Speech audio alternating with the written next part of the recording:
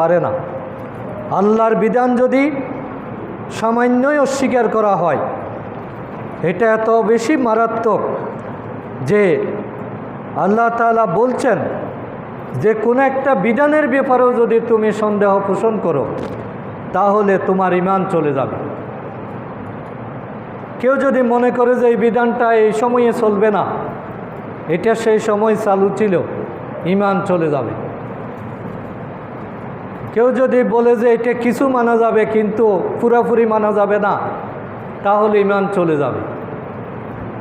ওয়ামান লাম ইয়াহকুম বিমা আনজালাল্লাহু ফাউলাইকা হুমুল কাফিরুন, যে যারা আল্লাহর বিধানকে অস্বীকার করলো, আল্লাহর নাজিল করা যে আয়াত, সে আয়াত অনুযায়ী যারা ফয়সালা করলো না, পুরাপুরি যারা মেনে নিল না, আল্লাহ তাআলা বলছেন যে তারা হলো কাফের। তাহলে কাফের হওয়ার জন্য আর কিছু লাগে না। আমি যদি শরীয়তের একটা বিধানকে অস্বীকার করি, আমি যদি বলি যে শরীয় আইন আমি মানি না, তাইলে কাফের হওয়ার জন্যই একটা উক্তি যথেষ্ট। আমি যদি বলি যে ইসলাম নারীদেরকে ঠকিয়েছে, ভাইয়ের মতো পুরাপুরি সম্পত্তি কেন দেয় নাই, কোরআন এটা ভুল করেছে, তাহলে আমার ঈমান চলে গেছে। সুতরাং ওয়ামান লাম ইয়াহকুম বিমা আনজালাল্লাহু ফাউলাইকা হুমুল কাফিরুন ফাউলাইকা হুমুজ জালিমুন ফাউলাইকা হুমুল ফাসিকুন। আল্লাহ তাআলা তিনবার একই কথা বলেছেন যে যারা আল্লাহর বিধান অনুযায়ী কাজ করবে না, তার মান মানসিকতাটাকে আল্লাহর বিধানের অনুগত করবে না, সে হয়তো কাফের, সে হয়তো জালেম, অথবা সে হয়তো ফাসেক।